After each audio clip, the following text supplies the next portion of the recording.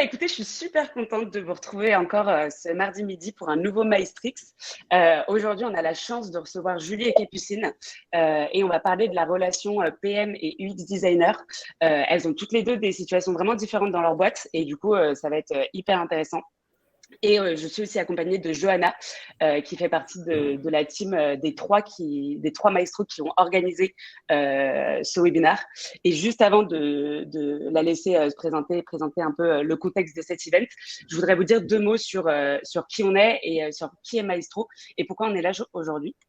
En fait, Maestro, c'est l'école du produit et de la tech.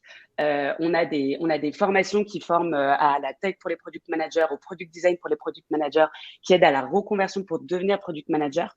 Et en fait, dans cette école, on a aussi créé des events qui s'appellent les Maestrix, dont certains d'entre vous sont assez habitués. J'ai reconnu pas mal de noms dans les participants. Mais en fait, c'est des conférences, des webinaires, tous les mardis de midi à 13h en ligne ou parfois en présentiel quand le Covid nous le permet. Et en fait, l'objectif, c'est 1 heure de se poser sur un sujet précis avec des experts dont c'est le quotidien pour qu'ils nous partagent leur expérience et qu'ils nous donnent un peu leurs tips, les choses qu'il ne faut pas faire, les pièges dans lesquels ils sont tombés, des situations qu'ils ont vécues. Et en fait, l'objectif, c'est de se nourrir de ce partage d'expérience et de profiter en fait de ce moment privilégié pour poser toutes vos questions et pour que ça vous aide, vous, dans votre quotidien, dans votre job. J'aimerais bien savoir qui est connecté avec nous aujourd'hui, qui est intéressé par ce fameux sujet PMUX. Donc, est-ce que vous pouvez tous nous mettre un petit peu dans le chat qui vous êtes? Si vous êtes en poste, là, il y a Product Manager, Product Designer, Product Marketing ou autre. Et peut-être nous mentionner l'entreprise et nous dire un petit mot sur pourquoi vous vous connectez aujourd'hui. Est-ce que c'est parce que vous connaissez Capucine, Julie ou Johanna, ou alors c'est exactement une situation que vous avez en ce moment dans votre job? Voilà. Dites-nous un petit peu, comme ça, ça nous aide à comprendre avec qui on va passer cette heure et à encore mieux répondre aux questions que vous allez éventuellement nous poser pendant le webinaire. Donc, comme je vous disais, ça c'est sur Maestro et sur nos programmes. Là, je vous ai donné les programmes principaux qui existent et on en a notamment un dont Julie est alumni, dont elle pourra peut-être vous parler, qui est une formation au product design pour les personnes qui sont product manager, product owner. En fait, l'objectif, c'est pas de devenir product manager et de changer de job, bien que ça peut peut-être planter une graine ça peut planter une graine dans la tête. Mais en fait, l'objectif, c'est de comprendre vraiment en quoi consiste ce métier, quelles sont les étapes d'un processus design, comment ça fonctionne, quelles sont les méthodes, quels sont les outils. Et en fait, d'être capable, soit quand on travaille avec un designer, de mieux comprendre son scope et de mieux travailler avec cette personne, soit quand on est dans une situation où il n'y a pas de designer dans notre équipe, être capable de porter cette casquette sans se sentir complètement perdu et démuni parce qu'on n'a pas les méthodes, parce qu'on n'a pas les outils, mais en ayant justement une base qui nous permet d'être plus à l'aise dans les missions et dans les objectifs d'un designer. Voilà, toutes les infos sur les programmes sont sur notre site internet, donc n'hésitez pas à aller jeter un coup d'œil. Et évidemment, si vous avez une question, vous pouvez me la poser. Nos prochains rendez-vous, je vous les mets tout de suite dès le début. On est hyper actif sur LinkedIn, donc vous pouvez aller suivre la page John Maestro. Il y a aussi les meet-up, je pense que vous connaissez bien maintenant, avec la page où on en met toutes les semaines, on publie les nouveaux sujets qui seront abordés, et bien sûr notre site internet pour toutes les questions. Et maintenant, je laisse Johanna, du coup, se présenter et nous dire un petit peu pourquoi tu as voulu organiser cet event. Ok, bonjour à tous. Donc, moi, c'est Johanna. Donc, j'ai un background marketing comme digital. Donc, j'ai fait la promo 9 de chez Maestro en product manager. Donc, ce fut une expérience très intense, enrichissante et surtout très formatrice. Donc, on a décidé avec mes co-organisatrices Oriane et Mélanie d'organiser ce Maestrix parce que d'une part, on est super sensible et intéressé par ce sujet de l'UX et de l'UI design. Et aussi d'autre part, parce que l'expérience utilisateur est primordiale. Et on voulait vraiment évoquer la relation d'un PM avec un UX UI designer, mais aussi de mettre en lumière un PM aussi qui a la casquette de l'UX et l'UI designer. Voilà. Donc, génial. Voilà, donc c'est pour ça que du coup, pour creuser ce sujet, du coup, on a convié Capucine, qui est lead PM chez l'Uni et dont le produit phare est une conteuse sur laquelle les enfants peuvent écouter des histoires audio dont ils sont les héros. Et aussi Julie, qui est PM chez ULEC, qui est un fournisseur d'énergie verte et locale. Du coup, alors tu as spoilé, vous savez Capucine est Product Lead, mais bon, c'était sur l'event. Si tu veux, Capucine, nous dire 2 mots sur ton parcours, qui tu es et le poste que tu occupes aujourd'hui. Bah ouais, volontiers. Donc, moi, à la base, j'ai commencé par de la gestion de projet en agence web, donc dans la refonte de sites web et d'applications mobiles. Et puis, ça fait maintenant quelques années, en fait, c'est courant Edo, donc en 2016 que je suis passée côté produit. Et donc aujourd'hui sur un poste de product manager, plutôt lead chez Luni. Donc comme vous l'avez dit, notre produit phare, c'est une conteuse pour enfants, Ma Fabrique à Histoire, qui ressemble à ça. Et qui propose des histoires audio où l'enfant est maître des actions et du déroulé des histoires.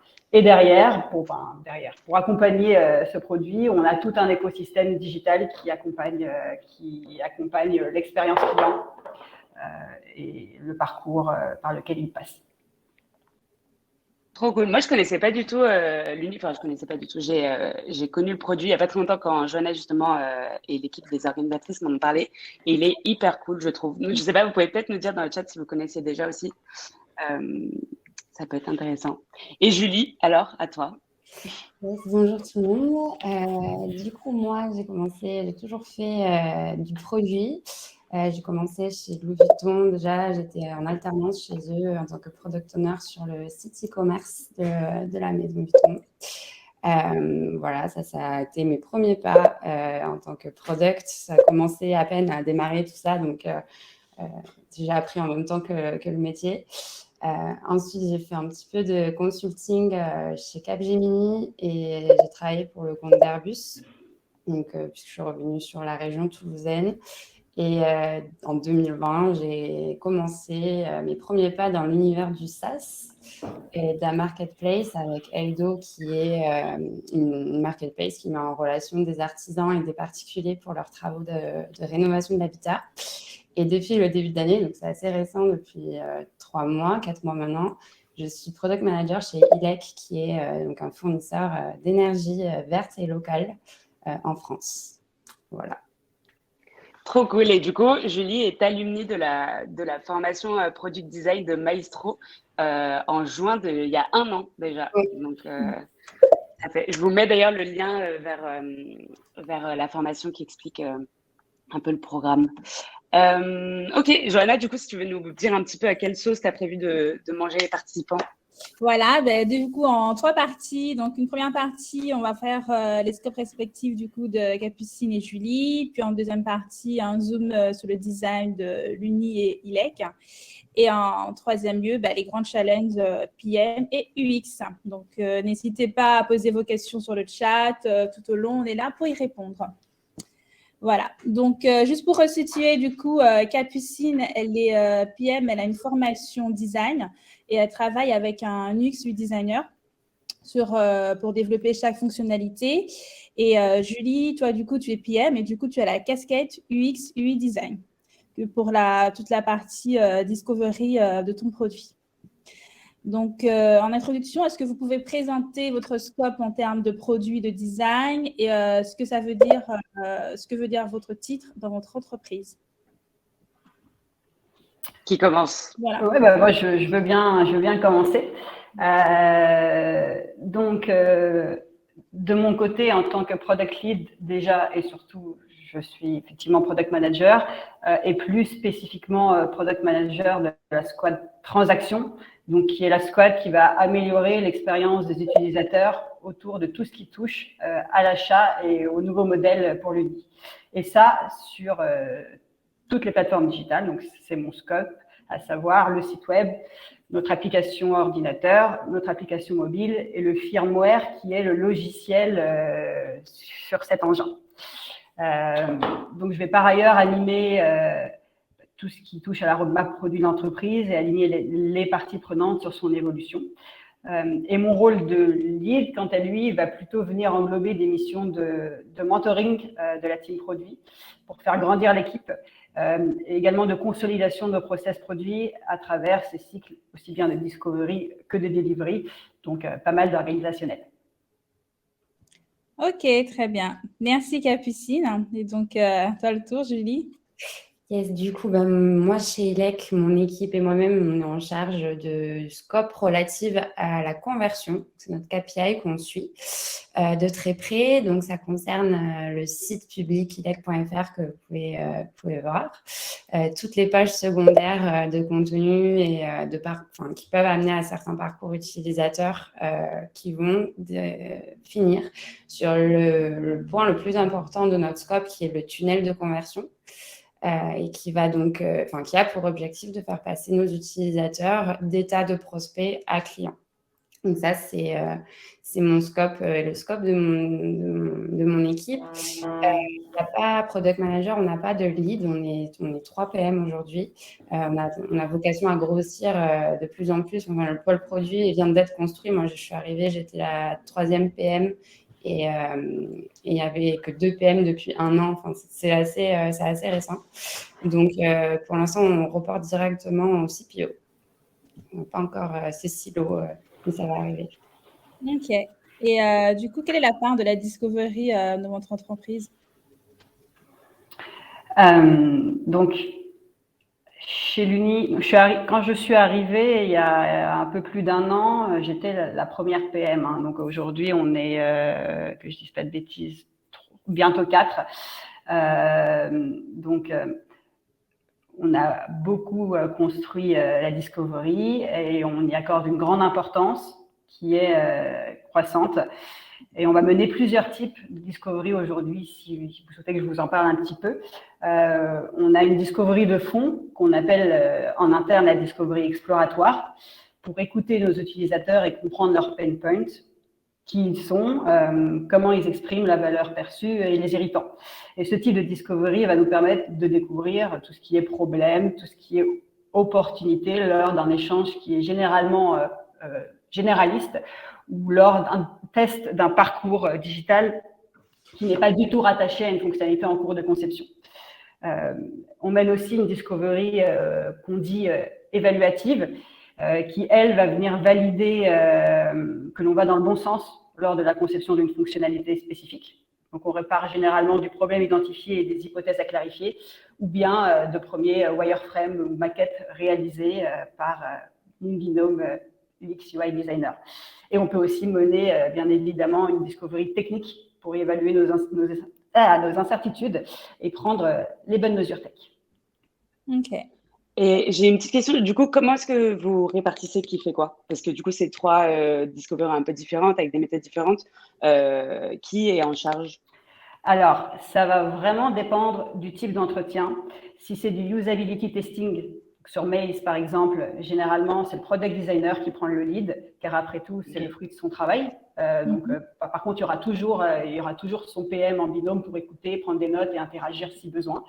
Si c'est de la user research qui consiste à donner des entretiens plus de fond, on va dire, où on va chercher de nouvelles opportunités, il n'y a pas de lead en particulier. Ça va être un interlocuteur face à un utilisateur, que ce soit un PM ou un designer, ça va vraiment dépendre du contexte.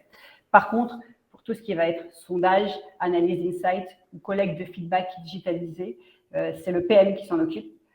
Bien que les questions à poser, par exemple, dans le cadre de l'envoi d'un sondage, sont réfléchies avec toute l'équipe opérationnelle.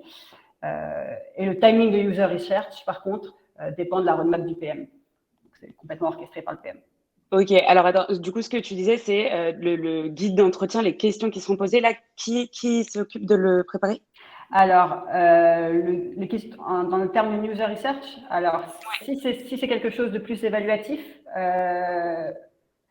dans la préparation, que ça soit évaluatif ou exploratoire, on va toujours préparer ensemble. Mais si c'est plus évaluatif, basé sur des maquettes ou des wireframes, ça va être plutôt le designer qui va prendre le lead lors de l'entretien.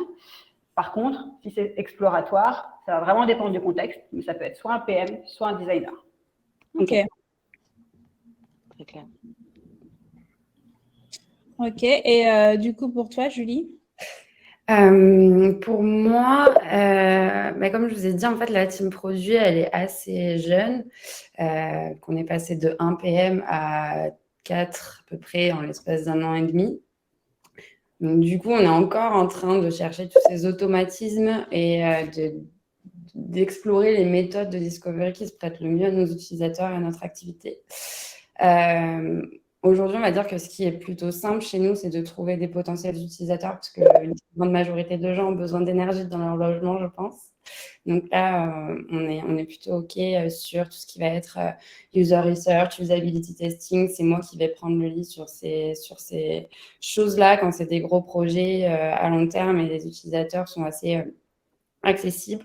Le point de friction le plus compliqué, ça va être d'identifier des utilisateurs qui répondent à plusieurs personas qu'on aura identifié en amont. Donc voilà, la discovery, ça commence à venir et on commence à explorer les premières méthodes, on va dire, de user research différentes, de l'analyse des comportements. On est déjà en train de mettre en place des process analytics qu'on n'avait pas, qui pourraient nous aider à alimenter cette user research-là. Mais c'est assez jeune et j'avoue que la pédagogie est encore à faire dans les boîtes où le produit n'existait pas et où le marketing prenait un petit peu cette place-là. Maintenant, il faut qu'on arrive à passer du market au produit et qu'on fasse quelque chose d'assez un cercle de compétences qui crée beaucoup de synergie. Donc, ça prend de plus en plus de place, mais c'est pas encore ça, on va dire. C'est super intéressant. C'est cool de voir que tu es en plein dedans et à essayer de pousser cette culture. Est-ce que là, tu peux nous dire un peu les tips, des exemples d'actions que tu as faites pour justement pousser cette culture produit dans ta boîte? Ouais, déjà, par exemple, je pousse tout le temps le test utilisateur, qui n'était pas aujourd'hui quelque chose qu'on faisait, enfin, on ne le faisait pas avant. On poussait, on développait et on était live sans tester. Donc déjà, il y a ce premier point-là qui est hyper important sur le produit, c'est de faire de usability testing, comme tu disais, Capucine, avec les vrais utilisateurs pour confirmer nos hypothèses et affirmer nos choix. Et donc ça, c'est quelque chose que je mets en place et que je demande à chaque fois, est-ce que je peux tester sur des utilisateurs? Ou alors je demande beaucoup de pourquoi. Ça, c'est quelque chose aussi qu'on apprend beaucoup en tant que product manager, c'est pourquoi tu veux faire ça, sur quoi tu bases. Et c'est vraiment dans les échanges qu'on a avec les gens où on doit installer cet aspect user-centrique qui n'était pas forcément prépondérant dans la boîte, même si on est customer-centrique, bien sûr, mais l'user-centrique au niveau produit, au niveau design, comme nous, on l'apprend dans nos formations, c'est pas facile. Il faut pas y aller faut pas y aller de front, il faut y aller petit à petit.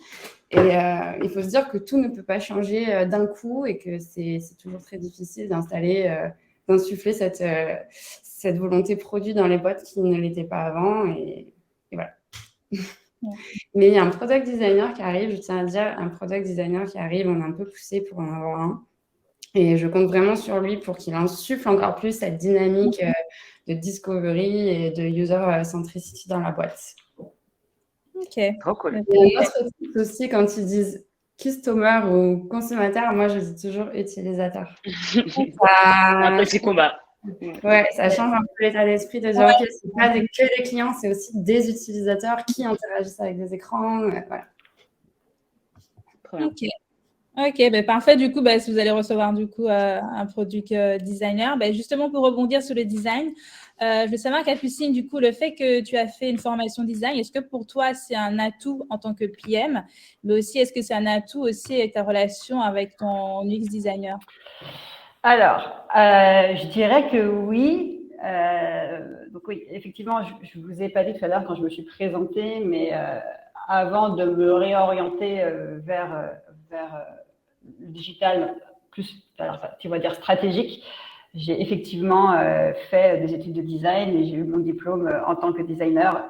Donc voilà, c'est un atout pour mener à bien certaines pratiques comme des tests d'utilisabilité justement, des wireframes ou des ateliers d'idéation plus visuels et ludiques. Pour la partie conception graphique aussi, ça me permet de ne pas oublier certains écrans qui parfois passent à la trappe, comme les messages d'erreur, par exemple, ou des choses comme ça, et de combler, dans certains cas, les trous dans la raquette lors de la navigation. Ceci étant dit, j'essaye de ne pas m'immiscer dans le travail du product designer au-delà de cadrage et parfois de rapid zoning, parce que j'estime que c'est son expertise et sa plus-value et qu'il a beaucoup de choses à apporter sur son périmètre graphique. D'ailleurs, je peux vous raconter une petite anecdote là-dessus. Je me souviens d'une erreur que j'ai faite en arrivant chez Lully au tout début. L'une des toutes premières features sur laquelle j'ai travaillé, c'était un travail autour de l'offre d'abonnement, une offre d'abonnement. Et j'ai réalisé des wireframes qu'on dit high fidelity, donc détaillés. Et du coup, le designer a été beaucoup influencé et a peu challengé dans l'agencement, on va dire, l'agencement ergonomique de ce qui avait été ma première idée, alors que je pense qu'une créativité plus libre aurait été, pour le coup, beaucoup plus intéressante et avec un résultat complètement différent. Donc maintenant, j'évite. Je laisse faire librement, et c'est tout bénef pour tout le monde. Et c'est plus dans mon rôle de PM que je vais venir titiller le designer sur le why, justement, comme disait Julie, pour rester dans une logique vraiment job to be done, droit au but, sans fioriture et avec le strict nécessaire pour apporter la valeur perçue par l'utilisateur. Ok. Et du coup, toi, Julie, dans ta discovery, quel temps tu accordes du coup au design? Par quel outil tu t'es formée et quel outil que tu utilises au quotidien? Ouais, bah, comme je disais tout à l'heure, la partie design, ça vient petit à petit. Le temps que j'y accorde, ça dépend vraiment du projet. Après, j'essaie d'avoir des projets qui sont calibrés sur les quarters, c'est-à-dire que je fais une discovery sur tout un quarter. Donc peut-être ça va me prendre 3 mois, peut-être ça va me prendre beaucoup moins. Mais au moins, ma discovery est faite avant le quarter suivant qui sera normalement le quarter dédié pour le développement. Donc pareil, pas forcément étalé sur 3 mois, mais du coup, je me dis, mes sujets du quarter prochain, c'est mes sujets en discovery du quarter précédent. Ça me laisse bien le temps de m'organiser et d'arriver avec les solutions qui seront plus ou moins celles implémentables en tout cas, ou celles qu'on testera en développement avec nos développeurs. Voilà, ça c'est pour la partie le temps que j'accorde. Et pour la partie outils, j'utilise Miro pas mal pour faire pas mal de customer journey, des user flow, voilà, pour faire un petit peu des ateliers d'idéation, design thinking, etc. Donc, c'est un outil que j'aime beaucoup. Très facile d'utilisation. Ceux qui le connaissent, je pense qu'il y a beaucoup de gens qui le connaissent au produit. Ainsi, j'utilise Figma pour la partie wireframing et maquettage. Pareil, qui est pour moi un des meilleurs outils de maquettage aujourd'hui. Et Maze pour la partie usability testing. Voilà, ce sont les 3 gros outils. Et je me suis formée, alors, premièrement sur le tas, quand j'avais pas trop le choix et que j'étais un peu toute seule et qu'il fallait que j'engrange une dynamique design. Et aussi avec, comme tu l'as dit, Flavie, avec Maestro l'année dernière, où j'ai pu suivre le premier bootcamp Product Design qui m'a beaucoup aidé dans cette démarche-là. Donc voilà. On a une question de Yannick sur les outils par rapport à Userflow. C'est designer ou PM comme tool? Je ne sais pas si une de vous deux l'utilise, peut-être pas. Hein. Dans ce cas-là. Je connais, moi je l'utilise, je l'utilisais dans mon ancienne boîte. Ça peut être pour moi, je vois pas pourquoi ça pourrait pas être les deux. Ouais, nous c'est pareil, on n'utilise pas Userflow en tant que tel, mais bon, c'est un outil de diagramme, hein, si je ne me trompe pas, de flow tout bêtement. C'est quelque chose qu'on va faire en atelier avec les designers et avec d'autres parties prenantes parfois, tout début du projet. Donc c'est vraiment utilisé pour les deux. Ouais, okay. Je dirais même que les développeurs, c'est vraiment des choses qu'ils aiment beaucoup avoir en vision avant de développer, en fait. Donc, même le triptyque product design, product manager, développeur, ça, ça marche bien. C'est vrai que quand on arrive sur la partie delivery, parce que nous, chez nous, le PM est full stack et sur la partie Tisco et sur la partie delivery, ajouter un diagramme ou un flow pour mieux illustrer la user story, ça marche toujours beaucoup mieux. C'est plus percutant qu'un très long texte que le développeur va lire rapidement et où des informations vont être loupées. Alors, du coup, pardon, j'avais pas compris la question de Yannick, mais en fait, c'était plutôt sur cette notion-là, c'est qui entre les deux est en charge de faire du coup les user flows. Et excuse-moi, du coup, j'ai pas compris ta réponse, Capucine. Nous, on fait le user flow au tout début de la fonctionnalité. On va le réfléchir ensemble en atelier. Donc, on va partir soit d'un flow existant, puisqu'on vient itérer et optimiser une feature déjà existante, soit d'une feuille blanche, et on va travailler dessus ensemble. C'est vraiment une base qu'on co-construit ensemble. Et si on a besoin de travail en chambre derrière, alors à la fin de l'atelier, on va décider qui avance là-dessus. Okay. Mais avant que ça parte côté, on va dire, designer pour tout ce qui est wireframing, pour tout ce qui est maquette, usability test, etc., la base, on la travaille ensemble. Ok.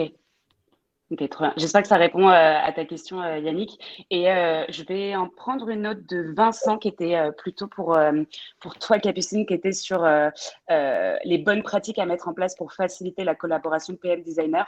Donc, il y a notamment celle dont tu parlais tout à l'heure, à ne pas faire de prototype HDLT, par exemple, pour pas biaiser. Mais est-ce que tu as d'autres exemples de bonnes pratiques et de choses que tu fais, que tu as apprises comme ça à force de collaborer, des choses où tu fais plus attention maintenant? Ouais, bien sûr. Je pense que je pourrais détailler ça un peu après également, mais que je vais travailler moi de mon côté sur la disco, sur des hypothèses, sur une mesure de l'impact que je pense que pourrait avoir telle ou telle opportunité. C'est très important de partager avec les designers et d'autres parties prenantes, en fait. Pour moi, toutes les parties prenantes opérationnelles qui vont évoluer et qui vont travailler de manière opérationnelle, mais également sur des points dédiés de manière plus stratégique, c'est important de donner de la visibilité après une phase de discovery, de faire une restitution en invitant toutes les parties prenantes. Lors des ateliers de conception ou d'idéation, de mettre tout le monde autour de la table, etc., pour qu'on soit toujours au même niveau d'information et également pour consolider une émulsion, en fait. Est-ce que tu as des difficultés là à voir que tout le monde se joigne à ces meetings? Parce que parfois, tu peux avoir des personnes qui se disent non, c'est pas prio, je peux pas libérer ce temps, etc. Est-ce que c'est une difficulté que tu rencontres et comment tu fais pour faire en sorte que tout le monde se sente impliqué? Alors, plus maintenant. C'est une difficulté que j'ai beaucoup rencontrée au départ parce que, comme je le disais, j'étais première product manager. Donc, j'avais pas de crédibilité. Enfin, j'avais peu de crédibilité et surtout la dynamique, on va dire, décisionnaire plutôt, n'était pas. C'était plutôt côté marketing et côté sales. Donc, on a dû inverser la tendance pour que ça soit une roadmap produit en AO Nextletter, de nouvelles priorités et que ce soit le PM en fait qui vienne tirer en fonction du travail, d'impact qu'il a fait en amont, tirer les opportunités et mettre tout le monde autour de la table. Donc désormais, si j'ai besoin d'une personne de la relation client, si j'ai besoin d'une personne du marketing pour travailler sur une fonctionnalité avec moi, je vais les avoir très facilement parce que la dynamique produit, en tout cas sur la partie digitale, est déjà bien en place. Trop bien. Là-dessus, je vous envoie, ça me fait penser à un échange qui va plus en profondeur sur la culture produit, un Maestrix qu'on avait fait justement sur les 10 erreurs à ne pas faire et donc les 10 choses à mettre en place pour réussir à insuffler sa culture produit. Si ça vous intéresse, j'ai mis le lien dans le chat. On a aussi une question de Dorian. Du coup, à quel moment, pour la maturité du produit, le PM n'est plus suffisant pour faire le travail de design et donc, du coup, a besoin du designer? Donc, du coup, je pense que ça va être plus pour Julie. Ouais, ça dépend vraiment de la conjoncture de ton entreprise et de ta boîte et de là où tu veux amener ton produit, quelle est la vision. C'est vraiment je pense, c'est cette prérogative-là qui compte. C'est quelle est la vision de ton produit? Est-ce que tu veux rester une boîte qui est plutôt sales, business oriented ou vraiment une boîte produit? Moi, je pense qu'à un moment donné, on peut plus faire sans product designer. Moi, je le vois personnellement dans mon travail. Aujourd'hui, j'ai les 2 casquettes. Alors, au niveau de tout ce qui est discovery et recherche et testing et toutes ces phases-là, un petit peu, je m'en sors. C'est très théorique et du coup, la pratique compte et voilà. Il y a eu un moment où, en fait, moi, je suis bloquée dans le sens où le product designer doit quand même avoir une certaine créativité, une certaine innovation créative qui est vraiment inhérent au métier de product designer et qui, en général, les gens qui font ce métier l'ont choisi parce qu'ils ont une très grande créativité et qui sont capables d'innover sur des nouveaux composants, sur une nouvelle charte graphique, qui peuvent partir dans de la créa, etc. Et c'est là où moi, j'ai une limite, où là, je me rends compte que je suis vraiment product manager, c'est que je ne peux pas innover, je ne peux pas, enfin, pas autant qu'un vrai product designer, je ne peux pas créer un design system de A à Z en ayant toutes les déclinaisons, je ne peux pas penser à un nouveau module, enfin, à une nouvelle page en entière, complètement refondue, etc. Et je pense que voilà, aujourd'hui, on part sur notre boîte avec un rebranding total de la marque qui va arriver d'ici 2 mois. Et il s'avère que pour le design system, on a vraiment besoin d'un product designer qui, lui, a cette créativité de décliner ce design system partout. Donc, c'est vraiment sur les phases qui sont très UI, je trouve, où le product manager a une certaine limite. Et si le produit est voué à évoluer avec un UI qui est très moderne, qui est innovant, qui est assez particulier, je pense que la limite, elle se trouve, il y a déjà une limite qui se trouve ici. Je suis tout à fait d'accord, je rejoins ce que dit Julie. Je pense aussi que c'est tout à fait ça, hein, c'est 2 métiers différents. Donc, au début, quand on est dans une petite start-up, effectivement, le PM peut s'occuper de tout. Mais rapidement, si on veut se stabiliser, si on veut avoir des expertises, si on veut avoir du temps côté PM aussi pour faire de la discovery plus poussée, il faut qu'une personne puisse gérer la partie UX UI. Okay. Justement, du coup, Capucine, par rapport au challenge que tu dois rencontrer, comment se fait l'arbitrage des besoins des utilisateurs à prioriser et le choix des sujets que tu dois traiter justement avec le designer? Alors, bon, je vous passe toute la partie un petit peu, on va dire, roadmap et priorisation qui arrive de toute façon en amont. Mais lorsqu'une opportunité rentre en discovery, tout d'abord, côté product manager, moi, je vais lister mes hypothèses, et pas toute seule, hein, on va faire des ateliers souvent, je les partage avec l'équipe qui travaille avec moi, mais les hypothèses et mesurer à quel point derrière, je suis certaine que mes hypothèses vont répondre aux besoins utilisateurs à travers, par exemple, une checklist de questions qu'on a en interne, des frameworks qu'on utilise aussi, comme par exemple l'assumption mapping. Puis je vais aussi mesurer l'impact qu'on pense que ces hypothèses peuvent avoir. Et derrière, je partage ce travail avec les parties prenantes opérationnelles, dont mon designer binôme. Et ça va nous donner des indices sur comment investir et orienter notre discovery, une priorisation. Et surtout, c'est là qu'on va définir qui prend le lead entre nous. Ok. Et une petite question là-dessus, comment est-ce que quelle méthode vous utilisez pour évaluer vos hypothèses? Alors, on a donc pour vraiment savoir quelles hypothèses ont beaucoup d'incertitudes, on va utiliser ce qu'on appelle l'assumption mapping comme framework. Après, ce qu'on est en train de travailler actuellement sur un opportunity solution tree pour visibiliser toutes nos opportunités.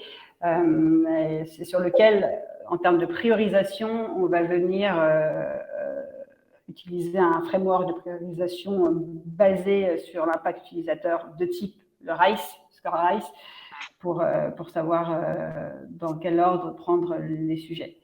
Okay. Et une fois qu'on prend les sujets, pour aller creuser les hypothèses qu'on aura listées dessus, on va faire de la discovery, des entretiens utilisateurs, on peut faire de l'analyse comportementale, on peut faire des sondages, de l'A/B test, on peut aller plonger le nez dans la data quanti. Tout ça est discuté ensemble, ce qui nous semble le plus pertinent et parfois également on le limite au maximum, mais c'est aussi parfois du bon sens. Hein. Voilà. Ok, super intéressant. Je te pose la question parce que justement, moi, très récemment, je me suis plongée justement dans les méthodes autour des hypothèses et on vient de publier un article hier à peine sur le blog de Maestro qui a été écrit par Anna Richard justement sur les hypothèses en produit discovery, comment les formuler, comment les tester et du coup, c'est assez chouette parce que je vois pas mal de méthodes que tu as mentionnées, donc super intéressant. Merci Capucine. Merci Capucine, ta réponse. Et Julie, c'est quoi les challenges que tu rencontres, le fait d'être complètement autonome du coup sur ton scope? On n'en nommé qu'un. Challenge avec un S. Oui, le premier, on en a parlé tout à l'heure, c'est d'abord la pédagogie sur le rôle du produit et le rôle du product design. Essayer déjà de faire évoluer les mentalités sur le fait que le design, c'est pas forcément que de l'esthétisme. Donc là, c'est mon premier gros challenge et celui c'est 90% de mon challenge aujourd'hui dans ma boîte, clairement. Après, c'est d'embarquer les gens dans tout ça, de leur demander, parce que j'ai besoin des opérateurs, du service client, des CS pour attraper nos clients et pouvoir faire des tests avec eux. Donc voilà, c'est vraiment essayer de les embarquer, de leur faire comprendre tout ce qui est notion d'hypothèse, qu'une solution n'est pas gravée dans le marbre et qu'il existe des multitudes de solutions et qu'on essaye de répondre à des problèmes et des besoins et non pas s'il te plaît, j'ai besoin d'un bouton, j'ai besoin d'une checkbox. Voilà, j'en suis encore là au début, mais j'espère que dans un an, je vous dirai que j'ai d'autres challenges qui sont plus d'ordre produit que de pédagogie. Mais en tout cas, aujourd'hui, c'est mon gros challenge sur lequel je me concentre. Ok. Et je voulais savoir aussi, est-ce que ça t'arrive aussi de déprioriser beaucoup le design, du coup, au profit de tes missions de PM? Oui, oui, car mon premier métier, c'est quand même PM, faut le dire. Donc, globalement, je vais me concentrer sur mes missions et sur mes objectifs que me donne ma CPO. Mais voilà, c'est même lorsque j'ai des gros modules design UI/UX, on n'hésite pas du tout à externaliser. Donc, je dépriorise, moi, cette charge-là au profil d'une agence externe qui peut nous donner un coup de main sur de l'inspi et du maquettage. Mais du coup, voilà, je compte beaucoup sur l'arrivée du product designer pour qu'il puisse, lui, reprendre justement les phases où je peux déprioriser des choses, où j'ai pas le temps de faire du wireframe, ou j'ai pas le temps de faire un test sur un petit changement, ou voilà, sur les choses où j'estime que la priorité est moindre que mes tâches de PM, et il y en a pas mal. Je dépriorise malheureusement, mais voilà. Et on revient un peu sur cette limite, du coup, entre le moment où, en fait, tu te rends compte que même si c'est pas l'idéal, tu peux prendre en charge les missions de design, et le moment où, en fait, tu as senti que c'était plus possible et qu'il fallait vraiment quelqu'un. Et c'était quoi les signaux principaux? C'était justement le fait que tu aies à retirer trop de design de ta to-do? Le premier, en fait, lorsque l'équipe me demande un composant ou me demande des choses là, bon, je le fais. Déjà, je mets plus de temps qu'un vrai product designer à le faire parce que c'est pas mon métier de base. Je crée des composants avec des inspirations que j'ai, où je vais beaucoup bencher. Et en fait, c'est cette charge de temps-là qui va empiéter sur une charge qui va être peut-être plus d'ordre une mission de PM. je sais pas, refinement de ma roadmap ou des choses comme ça qu'on m'avait demandé dans la semaine. Là, je me dis, voilà, il y a 2 parties prenantes. Il y a mon CPO avec mes objectifs et l'équipe qui a besoin d'un composant aujourd'hui. Quand avant, j'avais tapé à la porte de mon product designer, aujourd'hui, c'est moi qui dois le faire. Et tout le temps que j'y passe par rapport à ce qu'un vrai, un product designer expérimenté, ou au moins dont c'est le métier officiellement, fait, voilà, je sais que ça, c'est un premier signal où on se dit, bon, là, il y a quand même vraiment un besoin, l'équipe a besoin de composants, l'équipe a besoin de choses comme ça. Et puis, tout ce qui est aller vraiment en profondeur dans les discoveries où on est hyper jeune et je pense que on sait qu'on a besoin d'un soutien, on a des personnes à marketing mais pas produits, enfin voilà, on a ces petits signaux-là où on se dit on veut être une boîte produit, on veut vraiment que le produit prenne une forte place dans la société, donc voilà, c'est des signaux assez obvious, on va dire.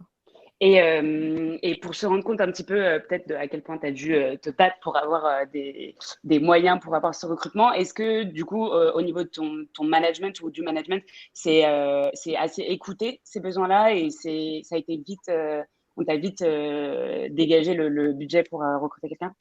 Ouais, franchement, oui. Ma manager, elle est arrivée aussi il y a très peu de temps.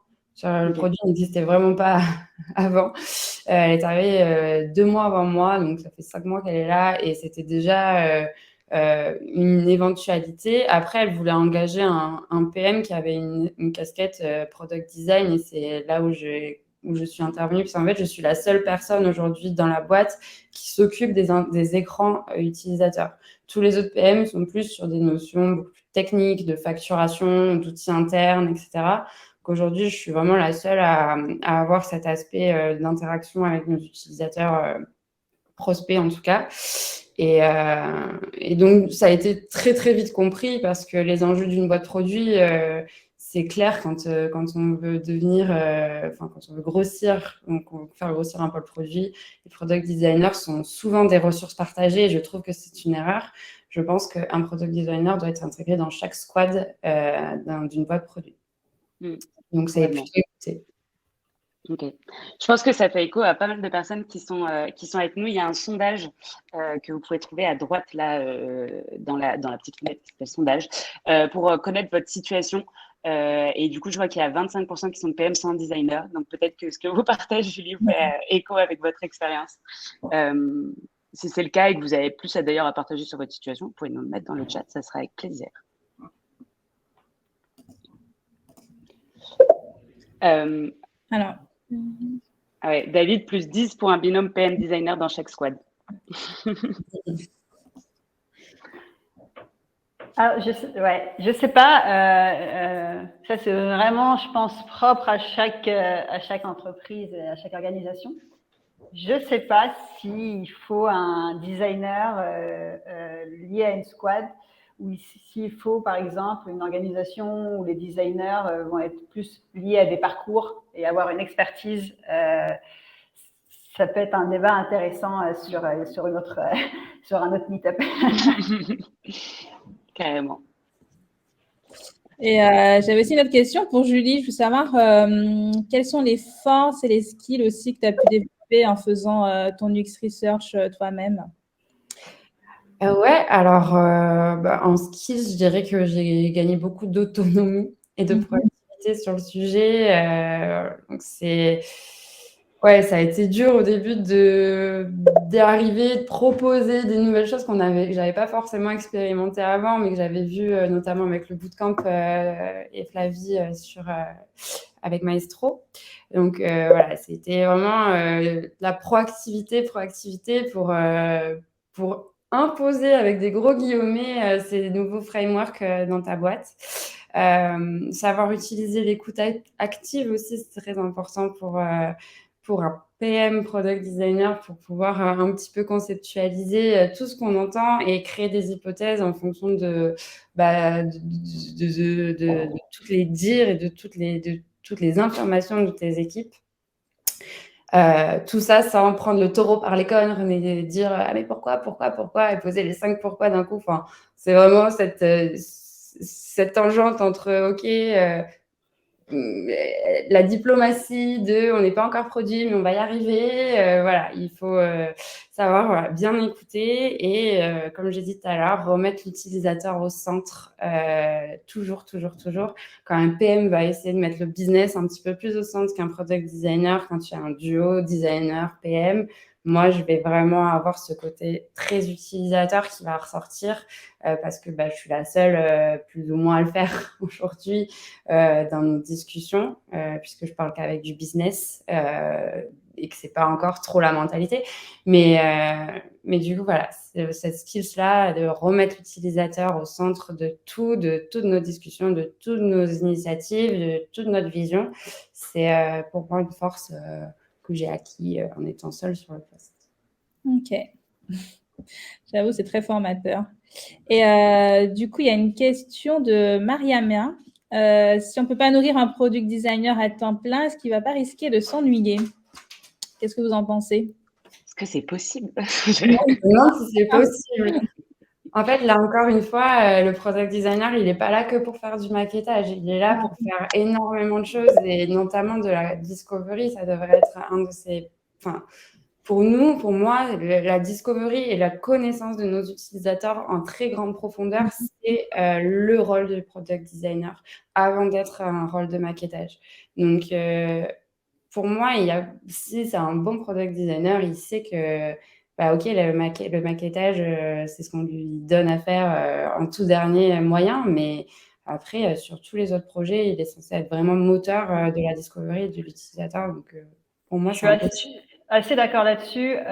C'est un peu la même logique que pour le PM, quand on dit le PM doit passer 20-30% de son cycle, de ses journées de travail sur de la delivery et le reste sur de la discovery. Je pense également qu'un designer peut fonctionner pareil et diviser d'un côté la discovery, de l'autre le travail plus de delivery pour pouvoir aller à la rencontre des utilisateurs et également améliorer ce qu'ils proposent. Ok. On a une question de Théo qui fonctionne bien pour vous deux. Comment vous arrivez à répondre de la bonne manière, c'est-à-dire user first, aux demandes très orientées business? C'était principalement quand tu parlais de ça, Julie, mais je pense que vous avez toutes les deux. En fait, je demande beaucoup. Je sors de ma carte un petit peu. C'est quoi ta data pour appuyer ça? C'est quoi tes chiffres, en fait? Sur quoi tu t'appuies? On demande. Moi, je raisonne que par des faits. Et le je pense que j'essaie de l'avorter au maximum. Donc, souvent, les 5 pourquoi, ça marche très bien. Et surtout, sur quelle data tu t'appuies pour appuyer ce que tu dis ou appuyer cette solution-là. Comment t'en arrives à ce stade, essayer d'aller creuser tout en restant diplomate, c'est très important, mais essayer d'aller creuser et de le mettre un peu sous les faits, quoi. Pas sur le gut feeling qui est on va dire le démon le plus présent d'un général du business. Je pense que voilà. C'est plus Complètement raccord. Et aussi, je dirais que dans le cadre d'une scale-up où on vient infuser la culture produit, il faut faire attention à... Enfin, quand on va faire une réunion avec des personnes de d'autres pôles, il va y avoir des gens qui vont dire « Ah, on pourrait faire ça comme ça, ou comme ça, ou comme ça ». Prendre en compte leurs idées, leur dire que ce sont des bonnes idées, qu'on les note, et puis réorienter sur le produit en disant qu'on va consolider tout ça, on va mener la discovery, récupérer de la data, plutôt que d'être dans l'accusation, plutôt être dans la compréhension, mais récupérer le sujet quand même. Et comme ça, acculturer que petit à petit, il y a un pôle produit qui est là et qui va gérer ça comme il faut. Ok, hyper intéressant. Ok. J'avais aussi une question pour toi, Capucine, du coup. Comment ça se passe, du coup, ta relation avec ton binôme? Comment ça s'est fait? Et du coup, comment s'est construite la relation avec le temps? Ouais, alors le match s'est fait progressivement. Il était là bien avant mon arrivée. Beaucoup d'acculturation, mais toujours bienvenue. Elle a toujours été bienvenue, l'acculturation en tout cas côté design. Et on a vraiment construit / reconstruit nos process et nos modes de fonctionnement ensemble. À chaque fois que je souhaitais amener une nouvelle méthodologie, je la soumettais sans l'imposer et on l'améliorait ensemble pour que tout le monde se l'approprie. Donc, mon binôme designer, mais aussi les autres designers et les autres product managers, et puis même plus largement, généralement, j'ai invité aussi d'autres personnes. Je pense par exemple aux trames d'entretien qu'on a préparées pour nos différents personas. C'est vraiment un travail collaboratif et c'est parce qu'il est collaboratif qu'aujourd'hui il fonctionne, puisque les gens se l'approprient. Et donc aujourd'hui, j'attends du designer qui vienne me voir s'il n'a pas assez de visibilité sur un sujet ou un doute. J'attends à ce qu'il entende mes remarques et vice-versa, parce qu'on est dans le même bateau, on peut se faire confiance et dialoguer pour avancer. Et ça, même au niveau de toute l'équipe, hein, je propose régulièrement aux développeurs de venir sur des entretiens utilisateurs aussi. Ils ne sont pas forcément dispo, mais c'est pour essayer de donner du sens à ce qu'on fait, parce que s'il y a du sens, on travaille mieux derrière, donc on rentabilise beaucoup de choses en fonctionnant comme ça. Le fait de décloisonner, c'est un peu mon motto actuel, décloisonner. Ok. Voilà. Du coup, Flavie, tu as d'autres questions ou pas Oui, je t'avoue, j'en ai pas mal d'autres en tête. Peut-être pour prioriser, moi, c'est plus sur la partie un petit peu carrière, du coup, quand vous recrutez. Toi, Julie, quand tu as recruté il n'y a pas longtemps, du coup, et puis Capucine, je ne sais pas si tu recrutes actuellement aussi un produit. Sur ces métiers design, c'est quoi les premières qualités que vous regardez chez les candidats? Et peut-être s'il y en a, quels sont les no-go et les choses qui vous font dire, ah non, là, on n'est pas sur le bon mindset, appliqué à votre entreprise peut-être, ou même des caractéristiques générales. Yes, ben moi, comme je disais, là, c'est marrant, tu me demandes. Je demande, quand je demande souvent qu'il montre un travail qu'il a fait. S'il montre des maquettes directes, déjà, c'est un mauvais point. S'il va chercher plutôt son travail de discovery, de découverte, de méthodologie, s'il a appliqué des frameworks intéressants, là, je vais de suite penser que c'est un meilleur profil. Puisqu'il va vraiment avoir cette démarche d'expliquer de bout en bout ce qu'il a fait et considérer la maquette comme quelque chose c'est juste un moyen, en fait, et pour répondre à la problématique de départ. Ensuite, je pose souvent la question de comment il travaille avec les product managers. C'est hyper important, donc on a besoin quand même de cibler des gens qui savent travailler avec un product manager et qui ont développé des process qui sont habiles sur ce sujet-là. Et après, voilà, c'est surtout le feeling qu'on a avec la personne et son adhésion à la boîte et aux valeurs et à la vision de notre produit, quoi. Bon, si je pouvais citer deux choses, ce serait ça. Est-ce qu'ils montent les maquettes directement? Comment ils travaillent avec les product managers? Ok. Très bon tip, ça. Ne pas montrer les maquettes directes. Très important. Bon, normalement, si vous êtes bien formé avec un peu d'expérience. Ou alors, il montre la maquette, mais il explique le travail. Oui. Hein. C'est pas non plus. Voilà. C'est pas un plus problème. dans cette démarche. Ouais. Ok.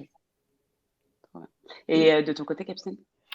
Alors, aujourd'hui, je n'interviens pas dans les recrutements des UX UI.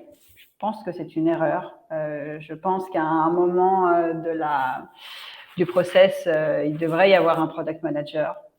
Mais c'est des choses qui vont probablement, je l'espère, évoluer. On a un nouveau CPO qui arrive dans 2 semaines. Donc, je pense que sur toutes ces questions organisationnelles, bon, il va y avoir plein de choses à gérer, le pauvre, quand il va débarquer, mais c'est des choses qu'on pourra rediscuter ensemble. Ok. Ok, très clair.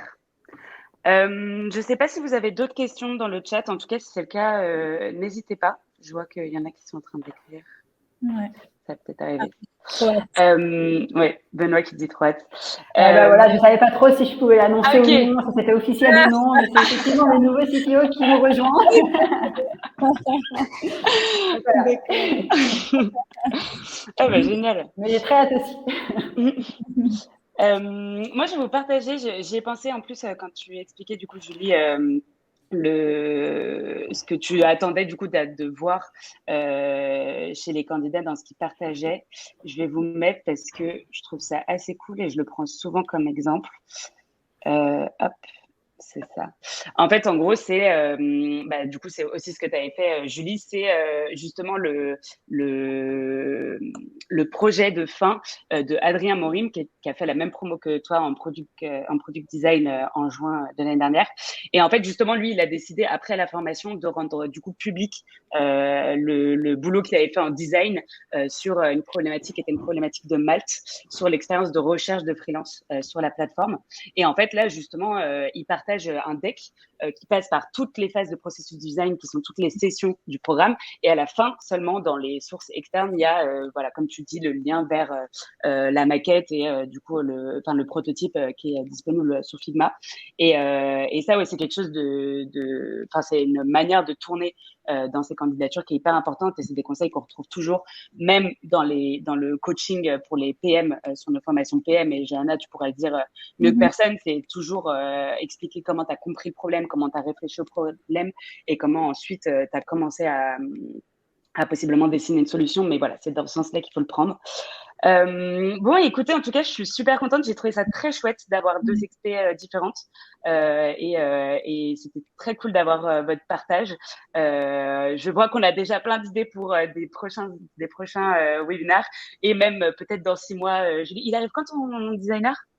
Normalement en juin. En juin. Ok, tout le monde note dans son agenda. Non, mais en tout cas, j'ai trouvé ça vraiment très agréable. Merci beaucoup aussi, Johanna, pour la co-animation de l'event. Merci à tout le monde qui s'est connecté avec nous, qui sont bien courageux de ne pas être en terrasse pour le déj. Bravo à vous. Merci pour l'invitation. C'était un grand plaisir. Merci Julie, vraiment d'avoir accepté de faire partie de notre webinaire. Et surtout, c'était bien d'avoir aussi ces deux points de vue aussi de votre côté. Ouais, super intéressant. Et du coup, si je peux demander aux participants, j'aime bien à la fin des Maestrix que vous mettiez entre 0 et 5 une petite note webinaire.